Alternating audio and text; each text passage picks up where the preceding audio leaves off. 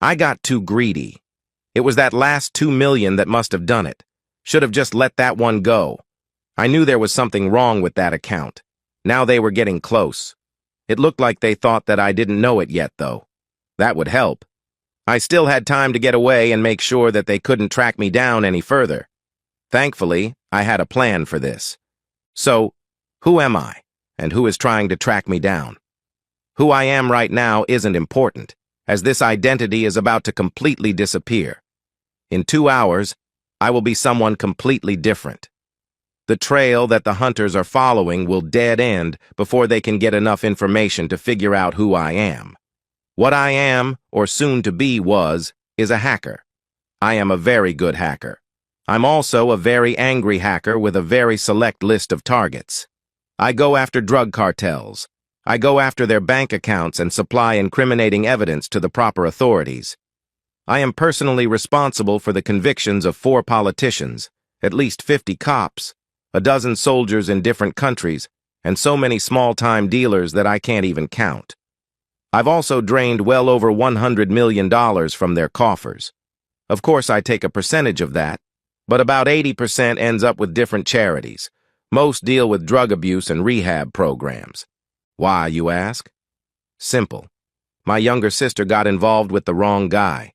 I really didn't like him, but she didn't listen to me. I did what I could, but she made her choice. I had tried my best to take care of her after our parents died. I was always really good with computers, but the 2 dark years I spent in depressed isolation after identifying what was left of her body turned me from really good to almost magical. Those 2 years were spent alone in the basement of my parents' old house, learning the dark secrets and how to manipulate them. I learned to code. I discovered how to navigate the dark web. I discovered back doors into most security software. Sometime in those 2 years, some very damaging information on the drug gang that tortured and murdered my sister ended up in the hands of the DEA. Unfortunately, rival gangs somehow got the information that the gang in question was turning the state's evidence on others to try and make a deal. Gangs move faster than cops, so the state saved a bunch of money on trials. Now, as for who I am running from, my best guess right now is either Russian or North Korean hackers. Even though I'm not sure which it is, I am sure that they were hired by the cartel that I had just relieved of about $30 million. I really should have stopped at $28 million, but then I discovered that other small account. I knew there was something wrong with it, but I was young, dumb, and still angry. As soon as that money was on its way through 40 different accounts in 6 countries, my counter-hacking programs started alarming. Someone had put a backtracking program in the account. They were looking for where the attack was initiated. That was going to take a while. I was using a botnet attack. They were going to have to cycle through about 100 IP addresses before they could even start the roundabout server chain track. I put in a flash drive and gave a few keystrokes and mouse clicks. 4 servers in Europe fried. 2 servers in China reformatted themselves 6 times. 1 server in Iran and another in America rewrote their entire memory with a random series of 1s and 0s. The trail back to me was effectively severed with no way to retrieve the data. 3 more mouse clicks and my carefully crafted machines were reduced to useless scraps of wires, plastic, and fried silicon. The abandoned building I was using burned down from a homeless campfire that got out of control. Most of my wrecked computer system had been divided up and thrown in random dumpsters around the city. The hard drives and memory sticks were burned in a bonfire out in the desert, along with all my personal identification. After making sure that there would be no way to get any information from the burning pile of rubble, I got in the van and started driving west. I arrived in Las Vegas 4 days later.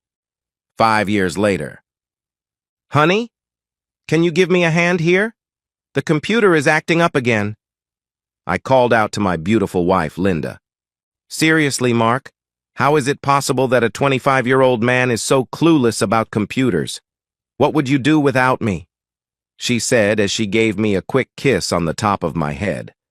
A couple of quick clicks and keystrokes, and I was back to checking my email. Dinner will be ready in about half an hour. "Thanks, honey," I replied as I watched her walk back into the kitchen. It had been 2 years since Linda and I had gotten married.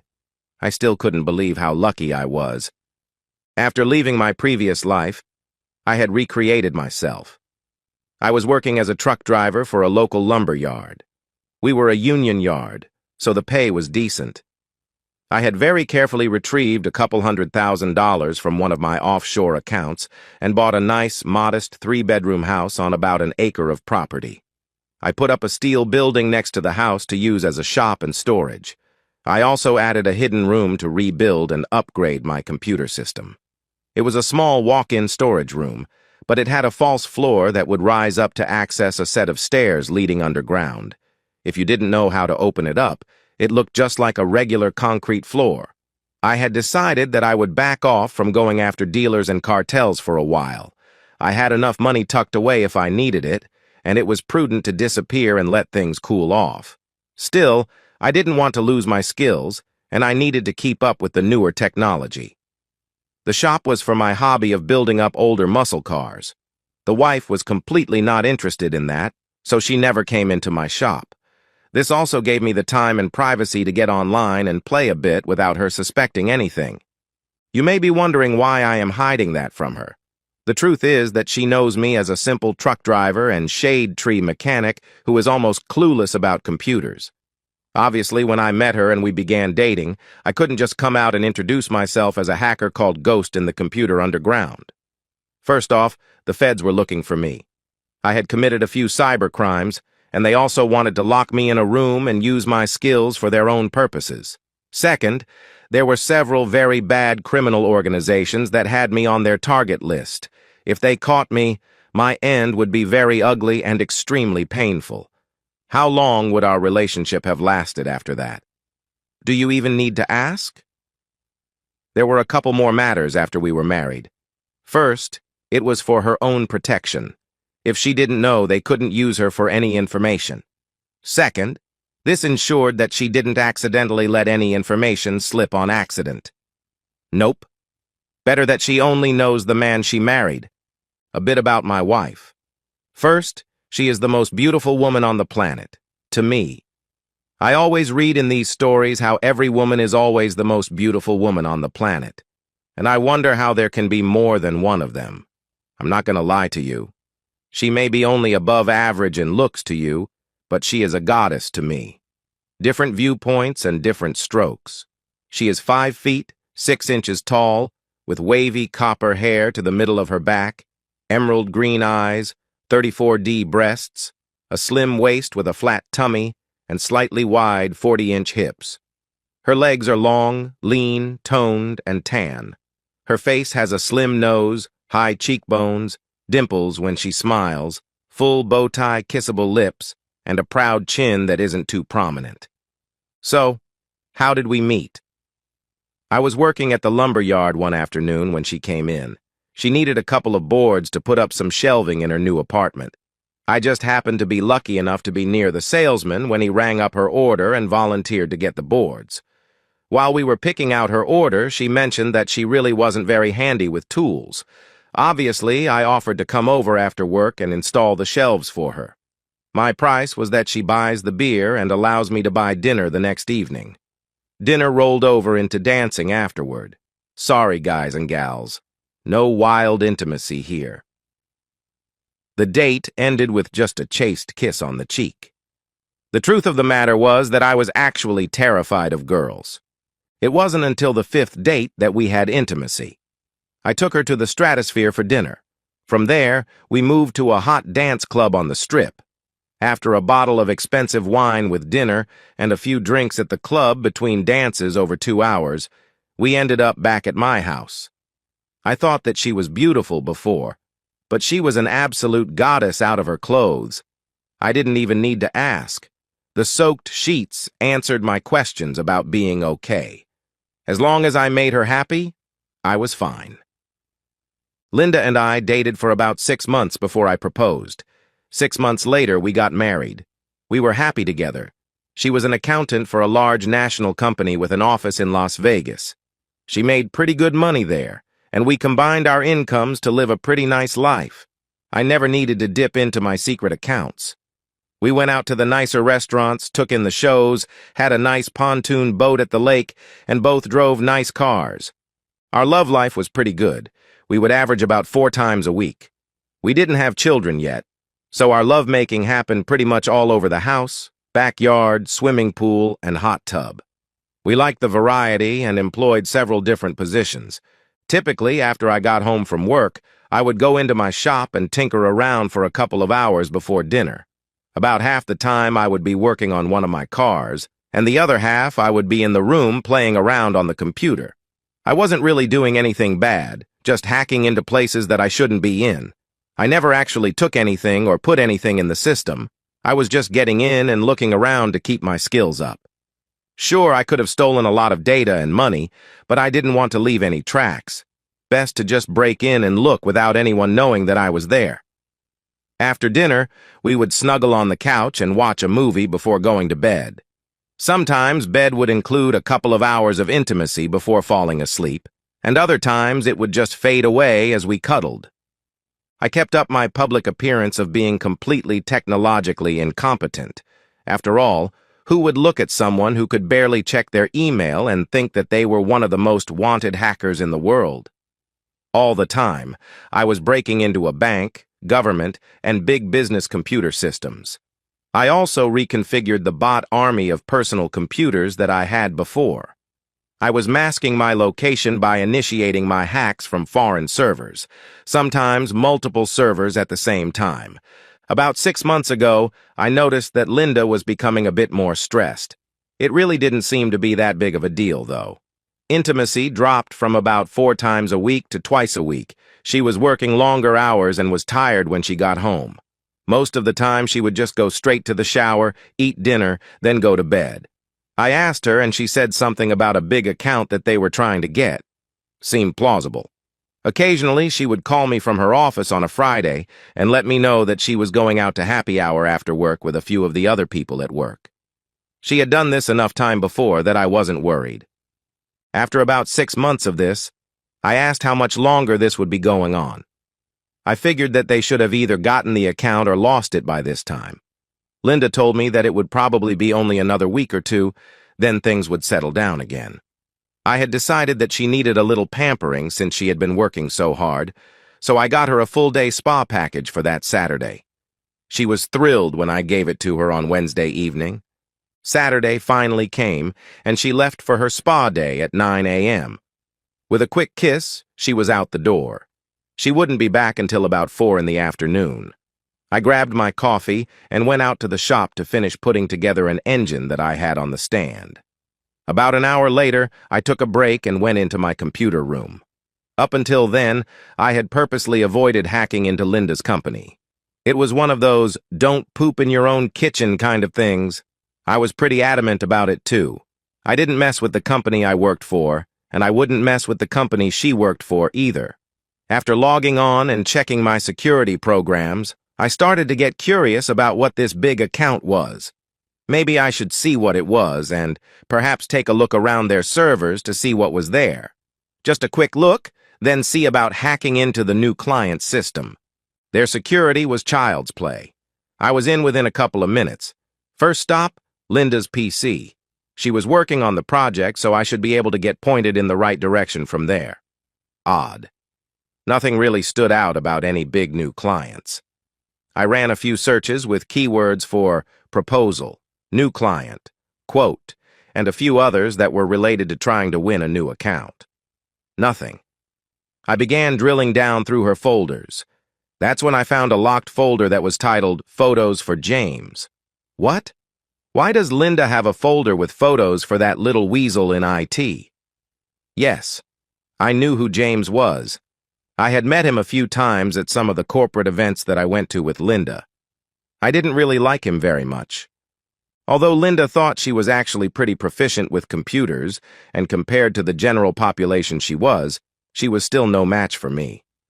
I unlocked the folder in seconds, and I was in. To say that I was shocked would be the understatement of the year. There were dozens of photos of Linda naked in her office. There were more photos of her with someone in her mouth. There were others of her where the guy took her picture as she was being intimate with him. Worst of all, she even had pictures with some guy entering her back, the same thing she constantly denied me. I sat and stared at the pictures numbly. I felt a piece of me die at that moment. About 15 minutes later, I snapped out of it and began thinking of confronting her as soon as she got home. Divorcing the cheating woman was a foregone conclusion. I still had several hours before she got home, so I continued to search for more information. I figured that this probably started about 6 months ago when I first noticed a change in her. I pulled up her email and got an even bigger shock.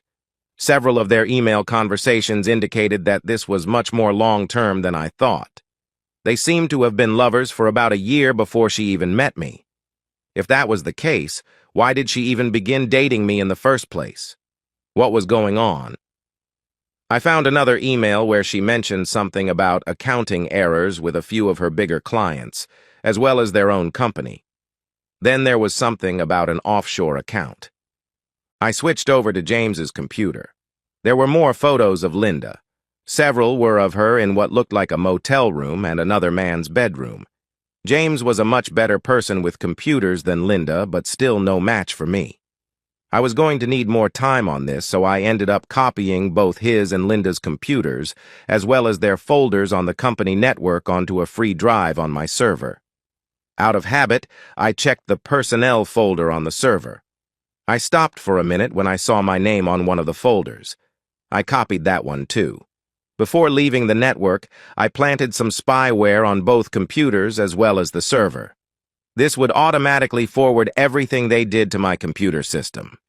Needless to say, any work on my cars was put on the back burner for a while.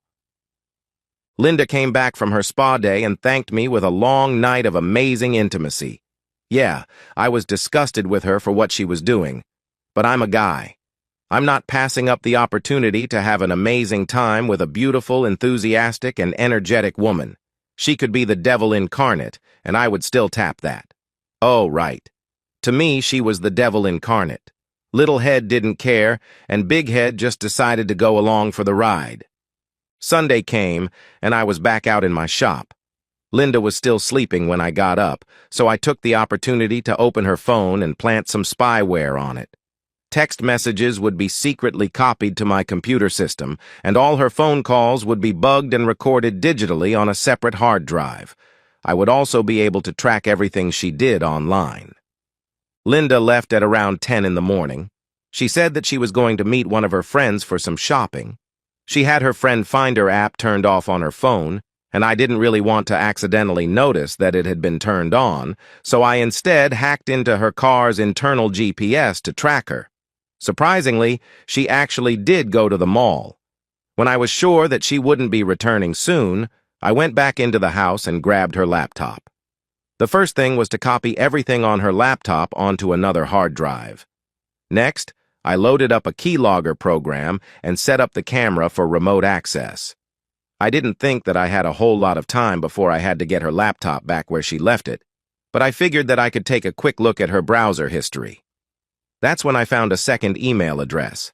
I also noticed that she had several visits to a bank in the Cayman Islands. I would need to look at that later. I wiped a bit of grease and oil on my arms and face to make it look like I was actually working on a car when I heard Linda arrive back home. Shower, dinned, movie, then bed. For the next week, I kept up appearances of being the clueless, doting husband that I pretended to be. Every evening, I went out to the shop pretending to be working on one of my cars for a couple of hours. I dutifully smeared grease on myself before coming back to the house. In fact, I was going over the mountains of information that I was collecting. It was Tuesday evening when I read a text exchange between Linda and James that caught my attention. James had cautioned her about erasing the history on my laptop after using it. Why would she be using my laptop? Hers was working fine. Of course, I had set my laptop up to connect to my servers as soon as I bought it, but never really thought about spying on myself. A dozen keystrokes and mouse clicks later, that was resolved. The next evening, while I was sorting through the day's updates from their work computers, another stream of data started to come through. I quickly saw that it was from my personal laptop. Minimizing everything else, I started to look at the new stream coming over. It looked like money transfers were happening. I turned on my laptop's camera and pulled the feed to another screen. There was Linda working on my computer. She was wearing a Bluetooth in her ear as well. The mic was picking up her voice as she talked. I used a third screen to stream a live feed from her phone call. I watched and listened to Linda following the instructions from James as she transferred about $50,000 from a dummy account in their company over to a bank in the Cayman Islands, and they were using my computer to do it. She finished soon after, deleted the history for that day, and logged off. What the hell was going on here? I really hadn't had time to look at my personnel file from their HR folder yet, as it didn't seem to be as important as other things. That changed right then. It seemed that I had been set up as a computer security consultant.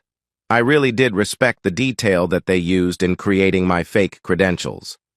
James had apparently hired me since he was head of their IT department. I also found several payments for my services, all going to the Cayman Island account, of course. Let's review. I had been unknowingly hired as a computer security consultant. Linda and James were using my computer and IP address to transfer large sums of money from a fake account at their firm to an offshore bank. Furthermore, Linda and James have been having an affair since before I met Linda. I was beginning to understand that I was being set up for something. Time to switch gears. Now that I had figured out what was going on, I needed to see how bad it was and figure out what to do about it. It was bad. Checking the Cayman Islands account, I saw it had almost $10 million in it. Checking the transfers, I saw that they had been doing this since about 6 months after Linda and I got married. They also weren't being very subtle about trying to hide what computer was being used to steal the money either. Worse, a deeper dig into the personnel file in my name showed a few red flags. Yep, when the storm hit the fan, I was the one in the target zone. Now, what was I going to do about it? Surprisingly, it really wasn't that difficult to act normally around the cheating woman. I just let Little Head take charge whenever she was around. Did she want to mess me over? I would gladly mess her, as I set about really messing them both. What can I tell you? She's hot. Yes, I took every opportunity to have intimacy with her. The next Saturday, I went through her emails during the time we met. That's when I found out that they picked me for a patsy from day one. Yes, she thought that I was attractive and that having intimacy with me wouldn't exactly be a chore, but she was a bit concerned with my apparent lack of computer skills. James thought that it would be a bonus. The less I knew about operating computers, the less likely I would be to discover their plan. Little did they know. Now I needed a plan for my revenge. I began setting everything up. First off, a couple of new bank accounts were set up. Next, I activated the bot army that I created. Most of the bot army would be distractions, but I had one small group that could be traced, although it would be difficult. Only a really good hacker would be able to map it back to the origin. I didn't want it to be too easy. Of course, I wiped the personnel folder with my name on it from Linda's company servers. I also broke in and changed all the file transfers that were done on my laptop to show a different IP address. To prevent that from happening again, I set off a really nasty virus on my laptop, then disconnected it from my secret servers. Later that evening, when I went to check my email, I discovered that a virus had attacked my laptop from a spam email that I opened and pretty much destroyed it. I didn't mention the look of concern on Linda's face when she saw what happened. The next morning, I saw a text exchange between Linda and James. Apparently, they were almost at the end of the scam. They just wanted 2 more transfers to make it to an even $10 million before springing the trap on me. The plan was to suddenly discover the theft. Of course, since Linda would be the one to actually discover it, she would be in charge of the investigation. James, being the IT manager, would be running the cyber part of the investigation. Unsurprisingly, everything would lead straight back to me. Linda would, of course, have me served with divorce papers while I sat in jail, then eventually marry James after about a year. both would proclaim their complete shock that I would ever do something like that. Of course, there would be some suspicion about Linda's possible involvement, but she would point to her investigation and discovery, as well as her belief that I must have been hiding my knowledge of computers from her. Also, it must be obvious that she was a victim since I specifically targeted her and used her to gain access to the company's computer systems. They both laughed at the thought of me trying to answer questions about where the money went when I had no idea what the police were talking about. Linda also said she would get me a new laptop, and that they could make the last transfers within the next 3 weeks.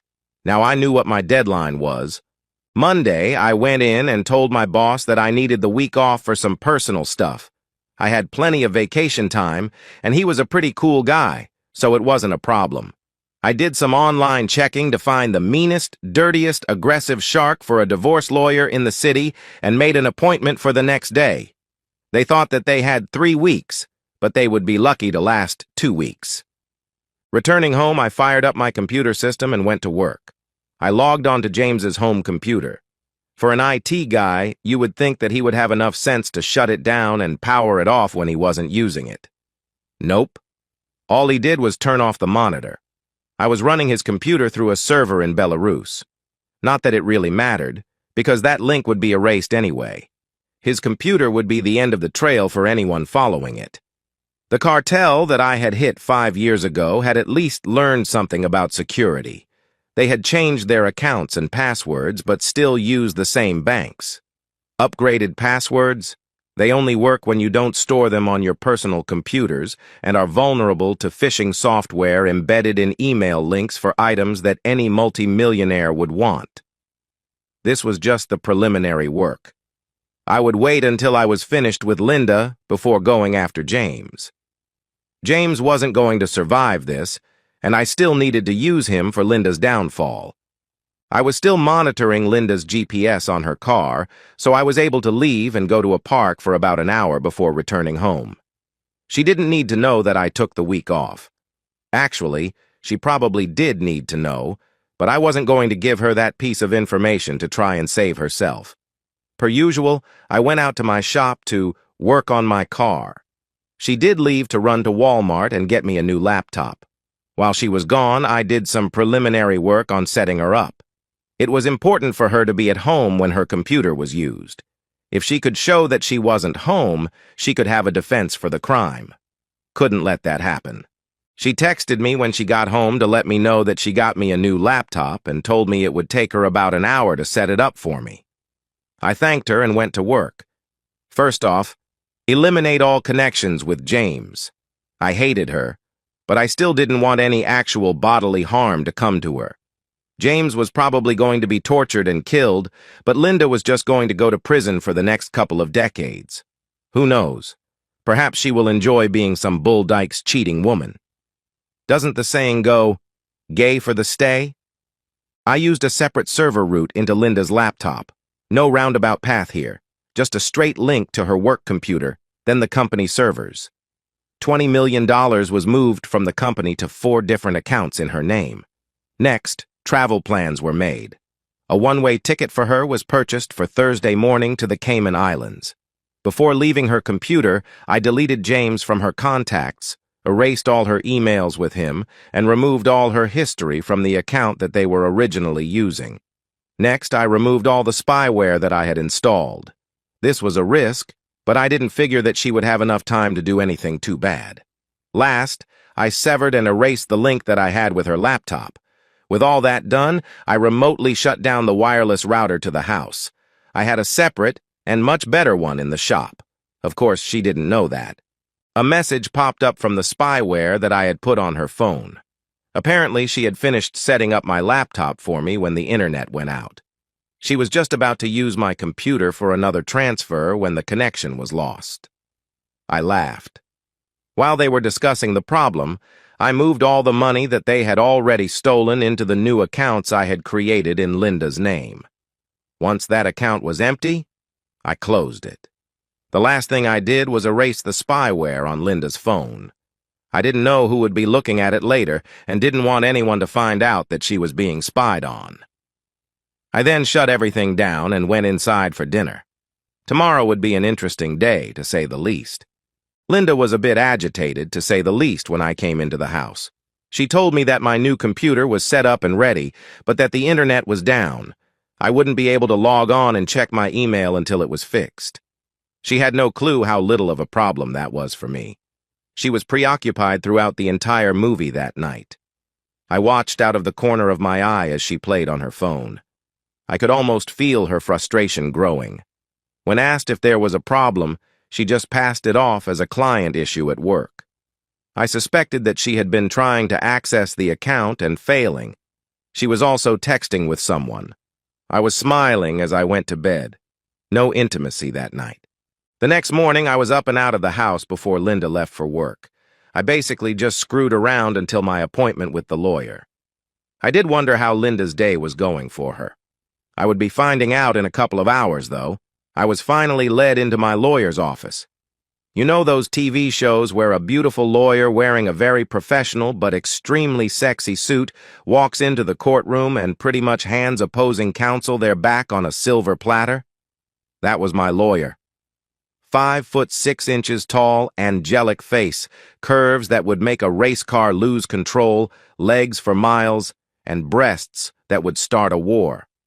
2 minutes into the meeting, I could tell that she would be a barracuda in the courtroom. You could almost hear Hart belting out the chorus in the room. Verifying that everything was confidential, I explained that my wife had been cheating on me throughout our relationship. I further explained to her about the embezzlement and setup. She asked how I found out about all this, and I gave her a partial answer. I didn't exactly lie, but I didn't tell her the whole truth either. Okay, I completely lied.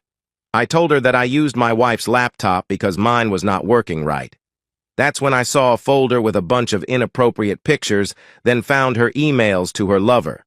The emails documented her betrayal and their embezzlement. I just wanted to get out of the marriage before the storm hit the fan.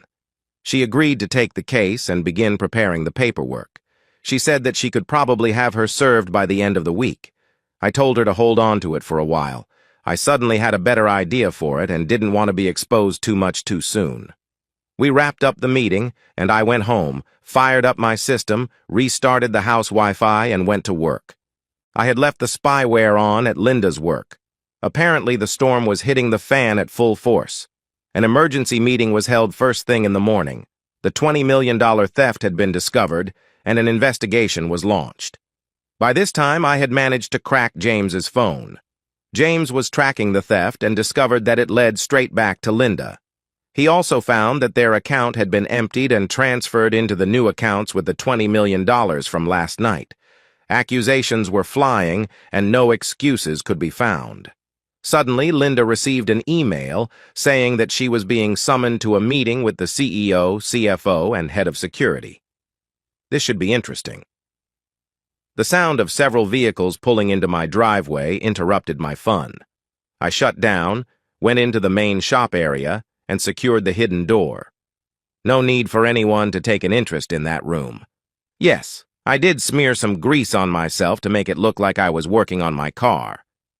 Walking out of the shop, I saw several police vehicles as well as a few large Chevy Suburbans. The police were in their normal uniforms, but the people getting out of the large SUVs wore windbreakers with FBI stenciled on the back. I wonder what this could possibly be about. I barely glanced at the warrants and let them into the house. Of course, I offered all assistance, since I had nothing to hide. Tour guide mode. Yes, that would be my wife's computer. That one is mine, but it hasn't really been used, since we only got it yesterday and the Wi-Fi was down last night. Of course, take anything you think you need.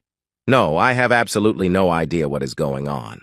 Sorry, I'm not very proficient at computers, just ask my wife and all our friends. I lost track of what was happening to Linda as I was taken to the police station and interviewed rigorously for a few hours. My story held up through it all. After all, I was just a truck driver with barely any knowledge of computers. No, I had no idea what my wife was doing at work. She was an accountant working with several clients, but I didn't know who those clients were. What do you mean about a one-way ticket out of the country? Just her? No. I have no idea why she would be taking a flight somewhere without me. It soon became obvious to them that I knew nothing about what was going on. They had thoroughly searched my shop but did not find my computer room. Eventually, they let me go back home. Linda had been arrested while I was being interrogated. Poor James was forced to give the evidence against her, as well as seeing all the money located so it could be returned. He must have really felt betrayed when he found that she had taken away his access to it, transferred it into her own accounts, and then booked a single one-way trip out of the country, leaving him with nothing. Thankfully, I had anticipated that I would be interrogated. I was her husband, after all. It would only make sense to assume that I might be working with her on it. Of course, I was her one phone call. Being the dutiful husband, I called and got her a lawyer. Yes, I did my research on all the criminal lawyers in the city. Obviously, I needed to find the best lawyers, so I wouldn't inadvertently screw up and hire one of them for her. No, I purposely hired one of the ones that were just below mediocre. I wouldn't get the worst one, because that could open an appeal for having a poor defense in court. I wanted her convicted and serving her entire sentence. The really cool thing about this being a federal case was that federal prisons do not have parole or time off for good behavior. If you get sentenced to 20 years in federal court, you spend the entire 20 years in federal prison, to the day. I attended her bail hearing and used the house as collateral to bail her out. Since she was a flight risk, she had to wear an ankle monitor. As much as I hated her, I was still able to pretend to be a loving husband to all outward appearances. Thankfully, she was too depressed and shocked at her predicament to want intimacy. Her cell phone had been confiscated for evidence, so I went down and got her a new one. Yes, I took it into my shop and added my spyware to it before giving it to her. Strangely, James had blocked her number after her first text to him. He had replied that he could have no contact with her since he was going to be called as a witness against her. Foolishly, she refused a plea deal, and she insisted that she go to trial. She kept claiming that she had been set up by someone. She actually thought that she would win because she hadn't done what the evidence showed. True, she hadn't. Oh, she was guilty of embezzling half the money that was in that account, just not all the money, or using that particular account, or using her own computer, or buying the plane ticket, or cutting her partner out. Of course, the money was recovered and returned easily.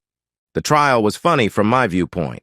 It was very interesting watching as James testified on the computer records against her. I could see his inner struggle at having to testify against his lover, yet thinking that she had betrayed him and was planning on skipping out and leaving him behind. All Linda could see, though, was that her soulmate was betraying her and sending her to prison. I was filled with glee throughout the 3 days of his testimony. I watched silently as the love she had for him turned into hate. She did her best on the witness stand testifying on her own behalf. Unfortunately for her, the evidence was too strong against her, and she really couldn't come up with a credible explanation for it. She will be spending the next 20 years in a federal penitentiary. As the trial was winding down, it was time to take care of James. I had a really wicked plan for him, one he would not survive. Unfortunately, he would never know why it happened to him, or that it was me. I couldn't risk that. This would be fun. I had my lawyer modify the divorce documents to consider Linda's conviction and that she would be in prison for the next 2 decades. She was served a couple of days later. I opened a couple of new accounts in Geneva, Switzerland, and the Cayman Islands with links back to James. Using the dark web, I left a few subtle footprints, all with a winding trail back to James's IP address. Ghost was back after 5 years. Sure enough, the hacker chats picked it up. Now for the tricky part. I had to leave a trail, but it couldn't be obvious. I needed to make it hard enough for them to believe that it was an expert hacker, and believe that it actually was me, but still let them believe that I made enough of a minor mistake that they could still follow the trail. I had to route through 10 servers in 6 different countries. Eventually, I fired up the bot army and made my attack on the first bank. I eventually got in, found the 2 accounts I was looking for, and emptied them into James's new accounts. Once done, I stopped the attack on the bank, severed and erased my link to James's computer, then got on the dark net to watch for a reaction. I wasn't really expecting anything yet, but it is better to be thorough. The next morning, another attack on a different bank. 4 more accounts were emptied. There was now $20 million in the account that I had set up for James. People were beginning to look for me. They wouldn't find me, of course, but they would eventually find Ghost. A few of the dark web hacker boards were lighting up. There was a North Korean group that looked to be on the trail. It looked like the same group that was tracking me 5 years ago. Time to wrap this up. I went back to the banks. Sure enough, the third one I looked at had the account I was looking for. I bypassed using James's computer and transferred the $20 million to another account in Switzerland that I had set up. Then, I erased all fingerprints from that transfer. I wasn't concerned with the cartel getting that money back. I linked back into James's computer and made another attack on the bank with the account that had an embedded tracker in it. It was only $2 million this time. The money didn't matter, only the tracker attached to it did. I had gotten away the last time because I knew about the thefts and was able to see the tracker working. Had I not known about the money transfers or the accounts I had, and had I not known about the tracker attached to that last account, I would have been caught. I wonder how James will try to explain all of this to them. I wish that I could watch as they asked him where the money was when he had no clue as to what money they were talking about. It was time to sever the link to his computer and erase all my fingerprints. It was a week later. I had cleared out my computer room and turned it into a storage area. I was finishing up the paperwork on a place that I had purchased in Montana through a Subchapter S corporation that kept my name off the books when a news story came on about a missing person. It appears James had not reported to work for a couple of days, and no one knew where he was. His car was found abandoned in the parking lot of one of the malls, but he was nowhere to be found. I wonder where he could be. Oh well. I needed to get back to packing. From the perspective of James. "No!" I screamed as they used the cattle prod on my testes again. "I swear I don't know what you're talking about." "Nonsense, Mr. Ghost. You made a mistake this time. The tracking software that the hackers we hired led us straight to your computer. We found all the data on your computer. We recovered the $2 million from your last hack, but we want to know where the other $20 million, as well as the $30 million from 5 years ago, is. You tell us that, and we will kill you quickly. Keep lying to us, and it will get worse." But I don't know. They had taken me just as I was about to get into my car at the mall. I felt the sting of a needle in my neck, then nothing. I woke up several hours later on a private jet, tied securely to my seat. That's when the questions started. I had no idea what they were talking about. They kept calling me Ghost. They were asking about money that they said I stole. There were $20 million from a few days ago and another $30 million from 5 years ago. They didn't believe me when I said I didn't know anything. I actually pissed my pants when they showed me the hard evidence on my personal computer. I could give them the answers they needed and die quickly, or they would make the rest of my considerably shorter life nothing but intense agony. I pooped myself when I realized that there were no answers that I could give them. Right now, I was hanging naked from the ceiling in a bunker somewhere deep in a jungle in Colombia. My legs were spread apart to give them access to my private parts with a cattle prod. I've been here for 3 days so far. The first day they had beaten me when I couldn't answer. The second day was the bullwhip. Today, it is a cattle prod to sensitive areas. I really wish that I could give them the answers. I really don't want to know what will happen tomorrow, or the next day, or the day after that. Switching back to the perspective of Mark. Moving day. James has been gone for a little over a month. They found his tortured body yesterday on the side of a road in Colombia. Mark would be gone by the end of the day. I would take over my new identity after one more stop. I had already shipped everything that I was taking with me. It was all going to a storage facility in Denver, paid for by wire transfer from an anonymous account. I would pick it up in a truck I paid for in cash. Linda was brought in and cuffed to the table across from me. She didn't look very good. Orange was definitely not her color. No makeup. Her hair was a bit of a mess. She also had bags under her eyes. It looked like she hadn't adjusted well to prison yet. "So, how are you holding up?" I asked. "Please, Mark, you have to help me. I didn't do what they said I did," she begged. "Linda," I sighed, "there's nothing I can do for you. Besides, we are getting a divorce. Please, Mark, I didn't do it and I don't want a divorce." "Just sign the papers, Linda. It's over." "Please, Mark, just talk to James. See if you can get his help. He can help me. We used to be friends.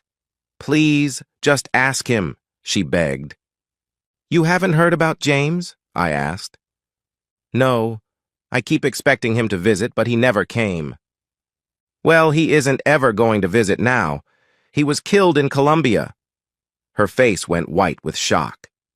"Apparently, the authorities believe that he stole a bunch of money from one of the drug cartels." "No, he couldn't have," she said.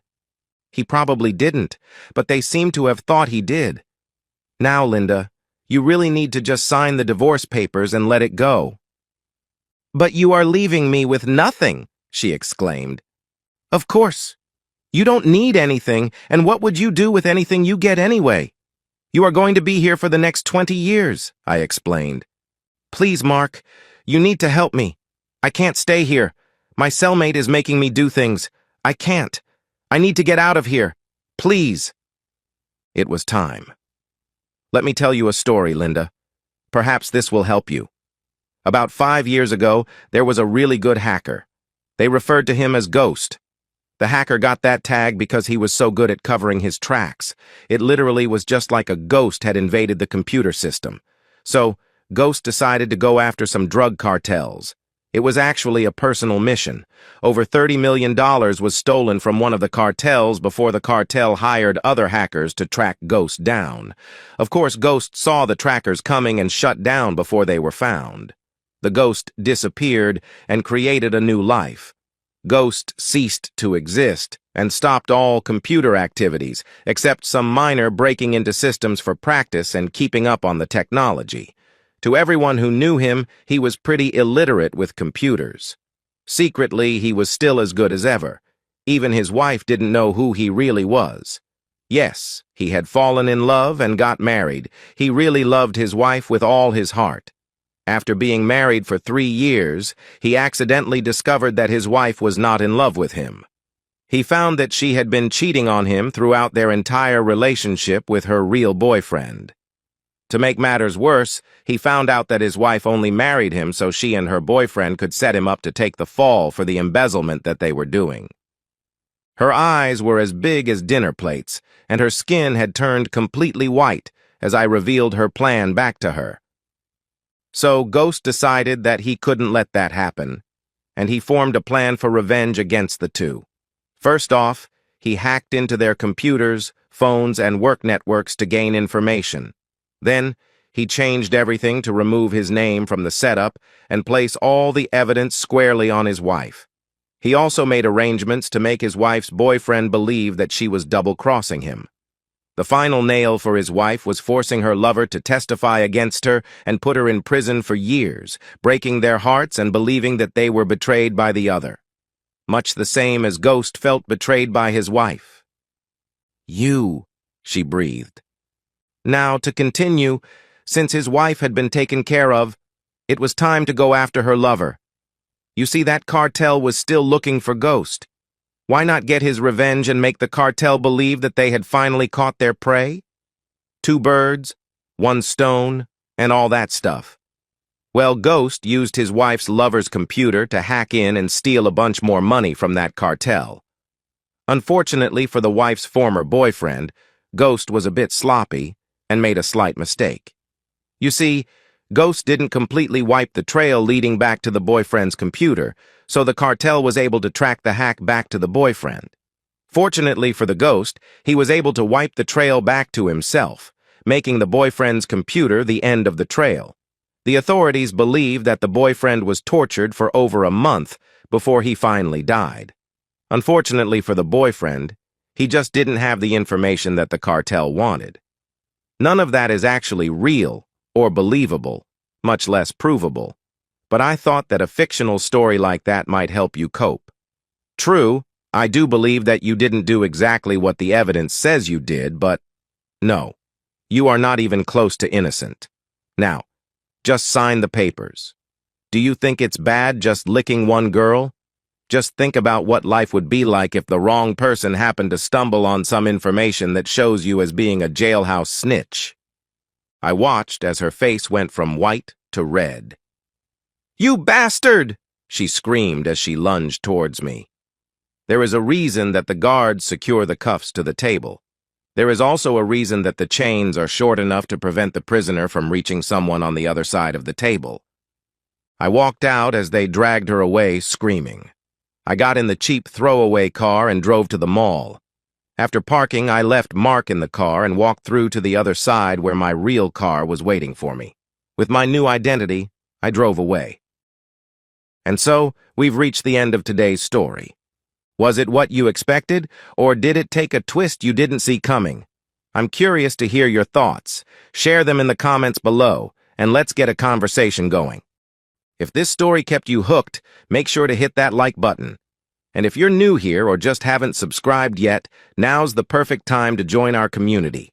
I bring you fresh, captivating stories every day, so click that subscribe button and turn on notifications so you never miss out. Thanks for watching, and I'll see you in the next one.